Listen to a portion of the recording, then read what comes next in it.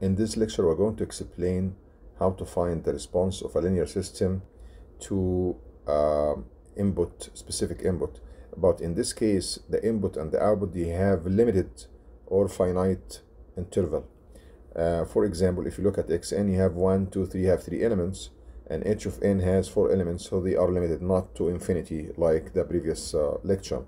So how do you find the convolution sum in this case to find the system response? There are 3 methods: analytical method, multiplication method, tabulation method. This method we're going to explain in this lecture, analytical method.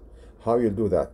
First, you write the expression for the input signal x of n and h of n simply as it is, and then you start to find x of n as a sum. How you do that?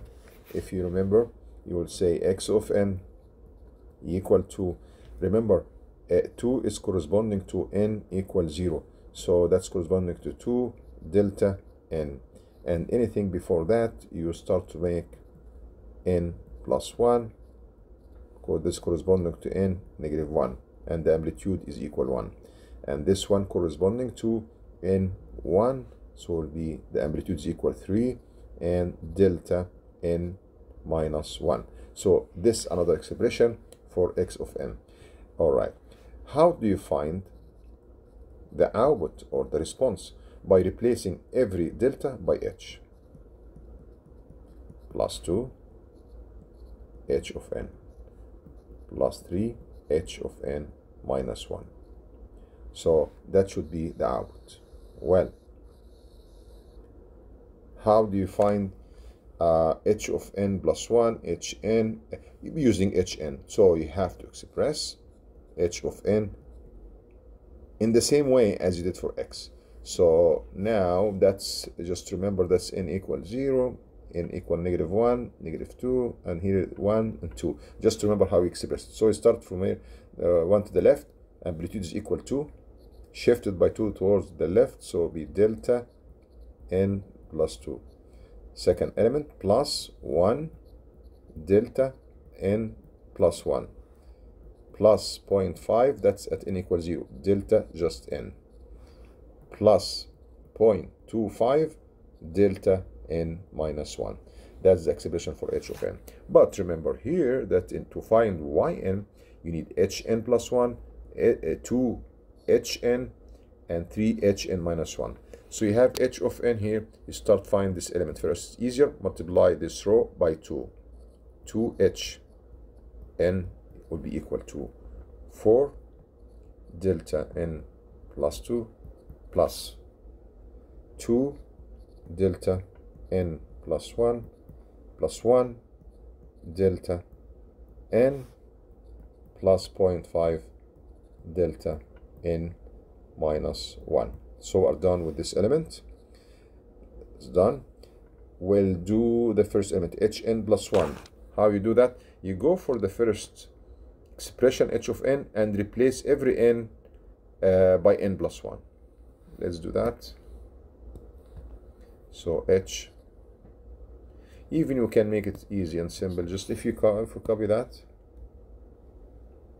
you just copy this expression to make it fast. Copy and paste it. And what I'm going to do, I'm going to replace every n by n plus 1. So here will be n plus 1.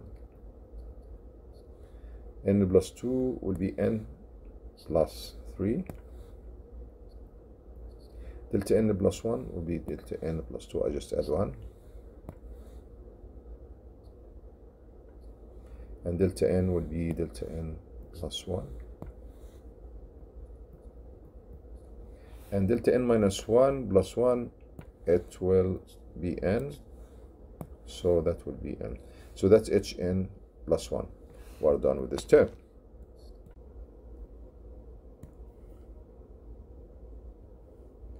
And we'll do the first process, subtract 1 from each n, so that will be n minus 1.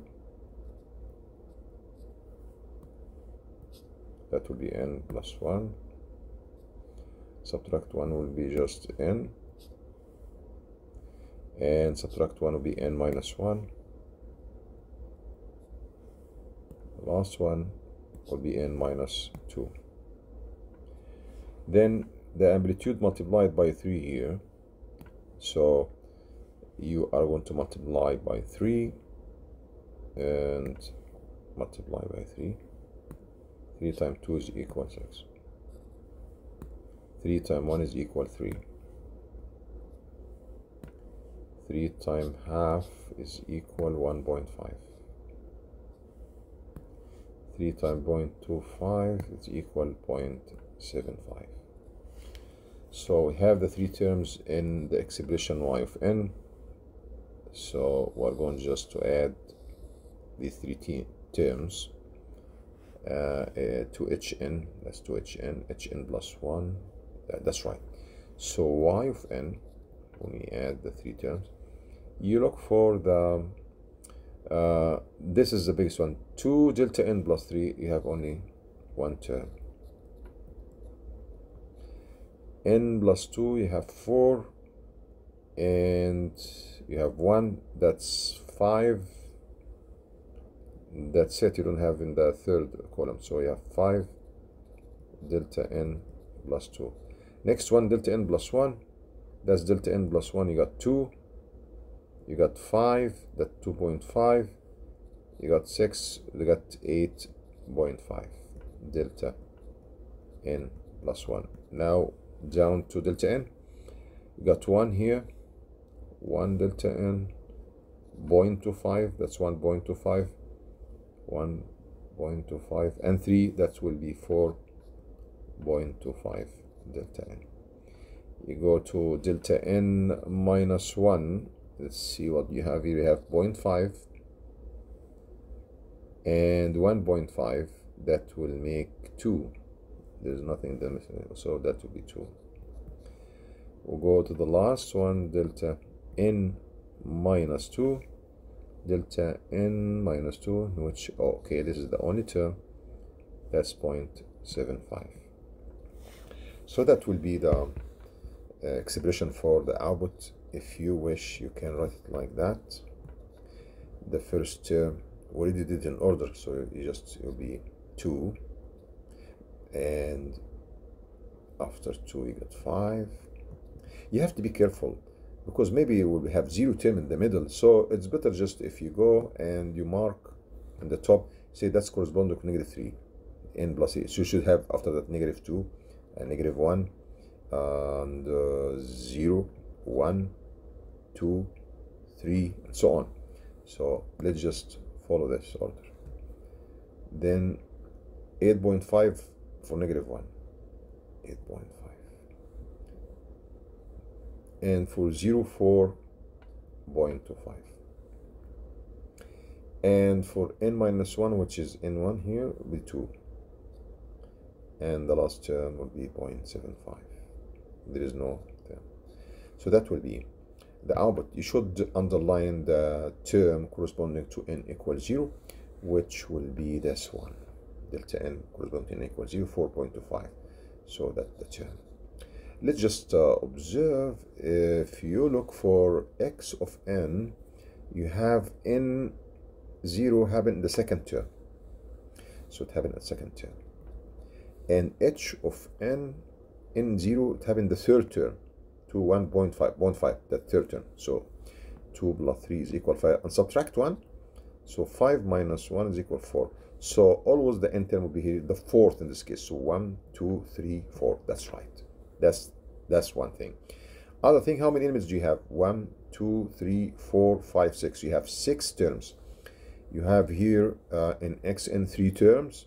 You have 4 terms, and you add it, you get 7 terms. Subtract 1 will be 6 terms. So even the length of the output is equal to the length of the input plus the length of the impulse response. Minus 1 will give you the number of the all elements in the output response. That's it, and in the next video we are going to explain another method, the multiplication. I hope that was